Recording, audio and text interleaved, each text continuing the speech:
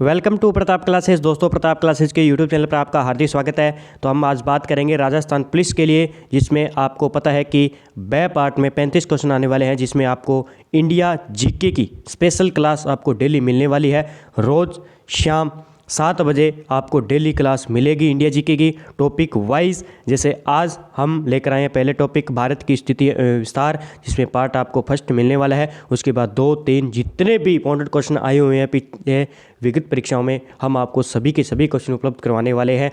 अगर आप चैनल पर नए हैं तो हमारे चैनल को सब्सक्राइब कर लें और बेल आइकन दबाएं, ताकि आपको डेली राजस्थान पुलिस के लिए इंडिया जीके की क्लास उपलब्ध होती रहे। क्योंकि आपको पता है कि 35 क्वेश्चन जो है इंडिया जीके, करंट अफेयर्स के और पॉलिटिकल के और हिस्ट्री के, इस प्रकार क्वेश्चन आने वाले हैं। तो जिसमें आपको जो है 10 से जो 12 क्वेश्चन इंडिया जीके के आएंगे, हम यहाँ से आपको कवर करवाएंगे। एक भी क्वेश्चन बाहर नहीं जाने वाला है। तो इस चैनल से जुड़ जाइए और इसकी पीडीएफ भी हमारे टेलीग्राम चैनल पर आपको उपलब्ध हो जाएगी। यूट्यूब के डिस्क्रिप्शन में आपको जो है टेलीग्राम का लिंक मिल जाएगा, वहाँ से आप पीडीएफ प्राप्त कर सकते हैं और वीडियो को ज़रूर देखें। तो बात करते हैं आज के क्वेश्चनों की, जो कि हमारे एग्जाम के लिए बहुत ही बेनिफिट होने वाली है। प्राचीन भारतीय भौगोलिक मान्यता के अनुसार भारतवर्ष किस द्वीप का अंग था? तो भारतवर्ष जो है जम्बू द्वीप का एक भाग था। प्राचीन भारतीय भौगोलिक मान्यता के अनुसार ऐसा माना जाता है। तो बी इसका आंसर हो जाएगा। आगे 2 नंबर क्वेश्चन की बात करें, सर्वप्रथम इंडिया शब्द का प्रयोग भारत के लिए किस भाषा में किया गया? तो सर्वप्रथम जो इंडिया शब्द है वो ग्रीक भाषा के अंदर किया गया था। किस भाषा के अंदर किया गया था? ग्रीक भाषा के अंदर किया गया था। अब एक माना जाता है कि वैदिक आर्यों का निवास स्थान सिंधु नदी घाटी में था। वैदिक जो आर्य थे उनका जो निवास स्थान कहाँ पे था? सिंधु घाटी जो नदी है उसके पास था। और ईरानियों ने क्या इस नदी को हिंदू नदी कहा? यह भी क्वेश्चन बहुत बार पूछा जाता है। और इस प्रकार इसका नाम जो है देश का हिंदुस्तान पड़ गया। और यूनानियों ने सिंधु नदी को इंडस नदी कहते थे, इस कारण इसे इंडस करते ही इसे क्या दिया? इंडिया नाम दे दिया गया। तो ये जो फैक्ट है थोड़ा याद रखना है आपको। इसका आंसर हो जाएगा बी। 3 नंबर क्वेश्चन की बात करें, भारत की मुख्य भूमिका दक्षिणी सीमा है। तो भारत की मुख्य भूमि की दक्षिणी सीमा की बात करें तो कहाँ तक है भारत की? तो 8 डिग्री 4 उत्तरी अक्षांश पर क्या है? भारत की मुख्य भूमि की दक्षिणी सीमा है, जो कि कहाँ पे है? कन्याकुमारी तमिलनाडु के अंदर, जिसे क्या है? कैप केमोरिन कहा जाता है, जिसे कि भारत की मुख्य भूमि का दक्षिणतम बिंदु कहा जाता है। तो ये आपको थोड़ा याद रखना है। आगे बात करें 4 नंबर क्वेश्चन की, भारतीय मानक समय आधारित है। तो आपको पता है कि 82.5 पूर्वी देशांतर पर क्या है? भारत का मानक संख्या जो है माना गया है। बहुत ही अच्छा क्वेश्चन है, बहुत बार एग्जाम में पूछा गया है, रिपीट क्वेश्चन है।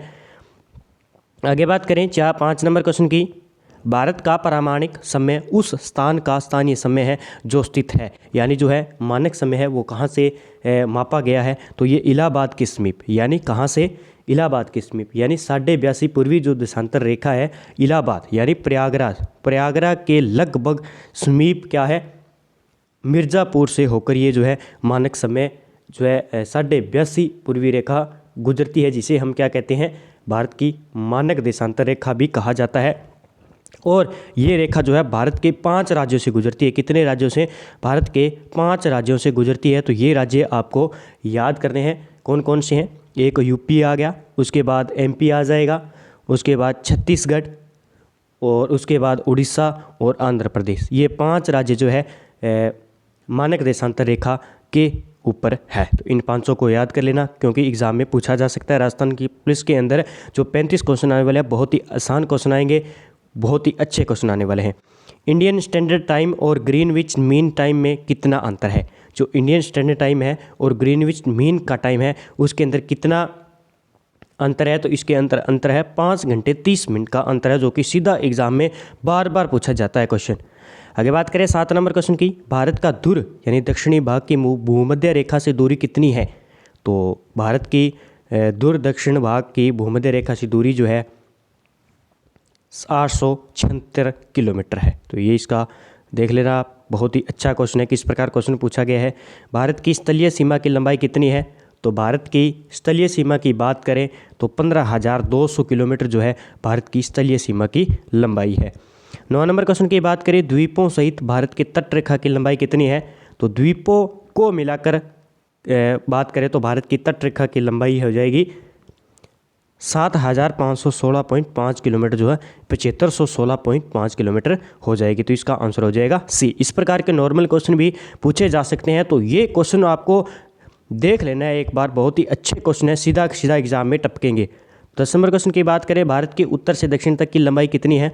तो भारत की उत्तर से दक्षिण तक की लंबाई की बात करें तो 3214 किमी जो है भारत की उत्तर से दक्षिण की लंबाई है। तो इस प्रकार जो लंबाई है कितनी है? 3214 किलोमीटर है। आगे बात करें 11 नंबर क्वेश्चन की, भारत की पूर्व से पश्चिम की बात करें तो पूर्व से पश्चिम की बात करें तो इसकी लंबाई है 2933 किमी। तो ये आपको याद रखना है, इसका आंसर हो जाएगा ए। आगे बात करें 12 नंबर क्वेश्चन की, भारत की तटरेखा की लंबाई कितनी है? तो भारत की तटीय रेखा की बात करें तो बहुत ही कंफ्यूज करने वाले क्वेश्चन है, स्थलीय सीमा, तटीय सीमा। तो एक बार थोड़ा क्वेश्चनों को गौर से देखिए और इसी प्रकार के आपको जो है ऑप्शन मिलने वाले हैं। तो इसका जो आंसर हो जाएगा 6100 किमी क्या है? भारत की तटरेखा की लंबाई है। आगे बात करें 13 नंबर क्वेश्चन की, भारत का क्षेत्रफल विश्व के कुल भौगोलिक क्षेत्रफल का कितना प्रतिशत है? तो भारत के जो है विश्व के भौगोलिक क्षेत्रफल का जो भारत है 2.4% है। आंसर हो जाएगा बी। 14 नंबर क्वेश्चन की बात करें, भारत के कुल क्षेत्रफल का कितना प्रतिशत भाग पर्वतीय क्षेत्र, माध्य यानी समुद्र तल से 2135 मीटर या अधिक ऊंचाई के अंतर्गत आता है? तो पर्वतीय भाग क्षेत्र की बात करें तो इसका आंसर हो जाएगा 10.7% भाग पर क्या है? पर्वतीय भाग है भारत के कुल क्षेत्रफल का। आगे बात करें 15 नंबर क्वेश्चन की, संपूर्ण भारत के कितने प्रतिशत भूभाग पर पर्वत और पहाड़ियों का विस्तार पाया जाता है? इसी प्रकार के क्वेश्चन जो आपको 35 क्वेश्चन मिलेंगे उसमें से इंडिया ज्योग्राफी के आपको 10 से 12 क्वेश्चन पक्के मिलेंगे। इसी प्रकार के क्वेश्चन मिलेंगे जो कि आपको आसान लगते होंगे, लेकिन वहाँ जब एग्ज़ाम करेंगे तो वहाँ पे ये क्वेश्चन टफ होने वाले हैं। तो इसका आंसर हो जाएगा सी। 29.3% भाग पर क्या है? पर्वत और पहाड़ियों का विस्तार पाया जाता है भारत के अंदर। तो इन आंकड़ों को थोड़ा एक बार देख लेना है। लगभग जो है भारत की स्थिति में विस्तार तो हम बहुत बार पढ़ चुके होते हैं, लेकिन ये क्वेश्चन आ जाए तो हमें किस प्रकार हैंडल करना है, तो इन क्वेश्चनों को थोड़ा एक बार रिवीजन कर लेना। बहुत ही अच्छे क्वेश्चन है, पक्के क्वेश्चन रिपीट आएंगे। आगे बात करें, संपूर्ण भारत के कितने प्रतिशत भूभाग पर पठार का विस्तार पाया जाता है? स्पेशली पठार की बात करें तो भारत के कितने संपूर्ण भूभाग पर पाया जाता है? तो 27.7% भाग पर क्या है जो है भूभाग पठार पाया जाता है। 17 नंबर क्वेश्चन की बात करें, संपूर्ण भारत के कितने प्रतिशत भूभाग पर मैदान का विस्तार पाया जाता है? तो ये जितने भी क्वेश्चन हैं मैं स्पेशल जो है टॉपिक वाइज लेकर आया हूँ। कितने भूभाग पर पठार है, मैदान है, पहाड़ियाँ हैं, तो इन आंकड़ों को थोड़ा याद रखना है। तो इसका आंसर हो जाएगा 43% भाग पर क्या है? भारत के भूभाग पर मैदानी भाग पाया जाता है। 18 नंबर क्वेश्चन की बात करें, भारत की प्रादेशिक जल सीमा समुद्र तट से कितने समुद्री मील की दूरी पर है? तो भारत की जो समुद्र तट जल सीमा है, प्रादेशिक जल सीमा है, वो क्या है? 12 मील नॉटिकल जो है 12 नॉटिकल मील दूरी तक है। 19 नंबर क्वेश्चन की बात करें, भारत का संलग्न क्षेत्र प्रादेशिक जल सीमा के आगे कितने समुद्री मील की दूरी तक है? संलग्न की बात करें क्षेत्र की तो ये जो है 24 मील, 12 उसके बाद 24 उसके बाद आगे इस प्रकार मील बढ़ता जाएगा। आगे बात करें 20 नंबर क्वेश्चन की, भारत का एकांतिक आर्थिक क्षेत्र संलग्न क्षेत्र के आगे कितने समुद्री मील की दूरी तक है? तो इसका आंसर हो जाएगा 200। पहले कितनी थी? 12 मील, उसके बाद 12 के बाद 24 मील हो जाती है संलग्न क्षेत्र, उसके बाद 24 के बाद 200 मील जो है एकांतिक आर्थिक क्षेत्र संलग्न क्षेत्र हो जाता है। तो इस प्रकार इन आपको जो है शब्दों को गहन ढंग से पढ़ना है और इन्हें अच्छे से करना होगा। आगे बात करें, भारत में कितने राज्य समुद्र तटरेखा में हैं? तो भारत की जो है तटरेखा की बात करें, समुद्री तटरेखा की बात करें तो भारत के 9 राज्य हैं। कितने राज्य हैं? भारत के तटीय राज्य कितने हैं? 9 राज्य हैं। तो इनको थोड़ा याद रखना है। आगे बात करें 22 नंबर क्वेश्चन की, भारत में निम्नलिखित में से किस राज्य की तटरेखा सबसे लंबी है? भारत की सबसे लंबी तटरेखा राज्य की बात करें तो आपको पता है किस राज्य की है? तो गुजरात की है। सबसे लंबी तटरेखा जो है गुजरात की लगती है। तो इसका आंसर हो जाएगा सी। इसका आंसर हो जाएगा सी, गुजरात की सबसे अधिक तट सीमा लगती है। बहुत बार एग्जाम में पूछा जाता है। निम्नलिखित में से भारतीय राज्यों में से किससे होकर कर्क रेखा नहीं गुजरती है? तो आपको बताना है कि कर्क रेखा किस राज्य से नहीं गुजरती है। तो भारत के 8 राज्यों से जो है कर्क रेखा गुजरती है। कितने राज्यों से? 8 राज्यों से भारत के कर्क रेखा गुजरती है, जो कि एग्ज़ाम में बार बार पूछा जाता है। तो कर्क रेखा आपको पता है उत्तर प्रदेश की बात करें तो उत्तर प्रदेश में, मध्य प्रदेश में गुजरती है। गुजरात से तो गुजरती है ही, और झारखंड से गुजरती है, लेकिन उत्तर प्रदेश से नहीं गुजरती है। तो इसका आंसर हो जाएगा ए, उत्तर प्रदेश से नहीं गुजरती है। ये गुजरती है गुजरात, उसके बाद हमारा राजस्थान आ जाएगा, राजस्थान के बाद एमपी आ जाएगा, एमपी के बाद छत्तीसगढ़ आ जाएगा, छत्तीसगढ़ के बाद झारखंड आ जाएगा, और झारखंड के बाद पश्चिम बंगाल आ जाएगा, और पश्चिम बंगाल के बाद हमारा राज्य आ जाएगा त्रिपुरा, और त्रिपुरा के बाद आ जाएगा मिजोरम। तो 8 राज्यों से जो है भारत की कर्क रेखा गुजरती है। तो इस प्रकार के क्वेश्चन भी पूछे जा सकते हैं। सीधा आसान सा कि निम्न में से कौन सा जो है राज्य से कर्क रेखा नहीं गुजरती है? तो इसका आंसर हो जाएगा उत्तर प्रदेश। 24 नंबर क्वेश्चन की बात करें, कौन सी अक्षांश रेखा भारत के मध्य से होकर गुजरती है? कर्क रेखा, मकर रेखा, विषुवत रेखा, आर्कटिक रेखा। तो इसका आंसर हो जाएगा ए, कर्क रेखा जो है भारत के मध्य से होकर गुजरती है। आपको पता है भारत के 8 राज्यों से होकर कर्क रेखा गुजरती है। आगे बात करें 25 नंबर क्वेश्चन की, कर्क रेखा भारत के कितने राज्यों से होकर गुजरती है? तो कर्क रेखा जो है भारत के की बात करें तो 8 राज्यों से जो है भारत के कर्क रेखा गुजरती है। आगे बात करें 26 नंबर क्वेश्चन की, निम्नलिखित में से किस राज्य से होकर कर्क रेखा नहीं गुजरती है? उड़ीसा, गुजरात, राजस्थान, पश्चिम बंगाल। तो मैंने बता दिया गुजरात से गुजरती है, राजस्थान से गुजरती है, पश्चिम बंगाल से गुजरती है, लेकिन कहाँ से नहीं गुजरती है? उड़ीसा से नहीं गुजरती है। तो इसका आंसर जो हो जाएगा ए, इसका आंसर हो जाएगा। आगे बात करें 27 नंबर क्वेश्चन की, भारत का वह राज्य जिसे होकर कर्क रेखा गुजरती है? जम्मू कश्मीर, हिमाचल प्रदेश, बिहार, झारखंड। झारखंड से गुजरती है, लेकिन जम्मू कश्मीर से नहीं गुजरती है, हिमाचल प्रदेश से नहीं गुजरती, और नहीं बिहार से गुजरती है झारखंड। तो झारखंड की राजधानी रांची से होकर जो है कर्क रेखा गुजरती है।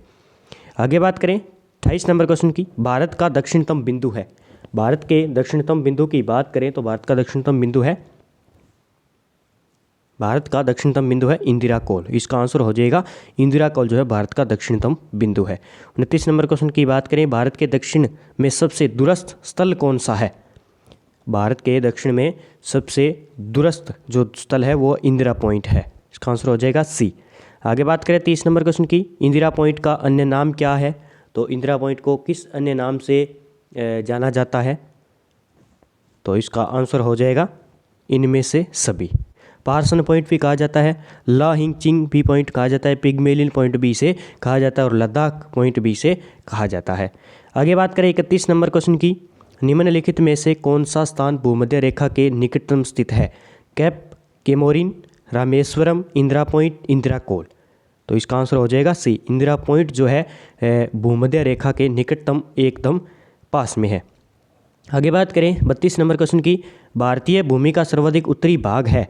भारतीय भूमि का सर्वाधिक उत्तरी भाग कौन सा माना जाएगा? इंदिरा पॉइंट माना जाएगा, पार्सन पॉइंट, या पिग्मेलिन पॉइंट, या इंदिरा कोल।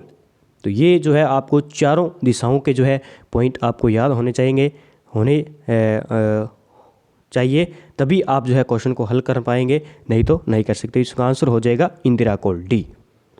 आगे बात करें 33 नंबर क्वेश्चन की, भारत का दक्षिणतम स्थान इंदिरा पॉइंट निम्न में से कहाँ स्थित है?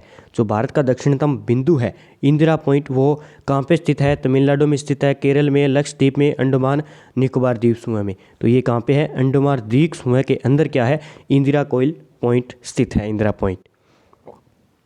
34 नंबर क्वेश्चन की बात करें, भारत की मुख्य भूमि को रामेश्वर द्वीप से कौन अलग करता है? कि भारत की मुख्य भूमि है उसे क्या है को रामेश्वर द्वीप से कौन सा जो है अलग करता है? पाक जल संधि, Pamban channel, 10 degree, 9 degree channel. तो इसका आंसर हो जाएगा पंबन चैनल जो है इसको अलग करता है। आगे बात करें 35 नंबर क्वेश्चन की, आदम का पुल निम्नलिखित में से किन किन 2 देशों के मध्य स्थित है? जो आदम का पुल है वो किन 2 देशों के मध्य स्थित है? तो ये जो है भारत व बांग्लादेश दोनों देशों के मध्य क्या है, आदम का पुल स्थित है। 36 नंबर क्वेश्चन की बात करें, निम्न द्वीपों के युग्मों में से कौन सा एक 10 अंश जलमार्ग द्वारा आपस में पृथक किया जाता है? तो इसका आंसर हो जाएगा अंडमान और निकोबार जो है 10 अंश जलमार्ग द्वारा आपस में पृथक किया जाता है। आगे बात करें 37 नंबर क्वेश्चन की, डंकन पास किसके बीच स्थित है? वेरी वेरी इंपॉर्टेंट क्वेश्चन है, बहुत बार एग्जाम में पूछा गया और पूछा भी जा सकता है।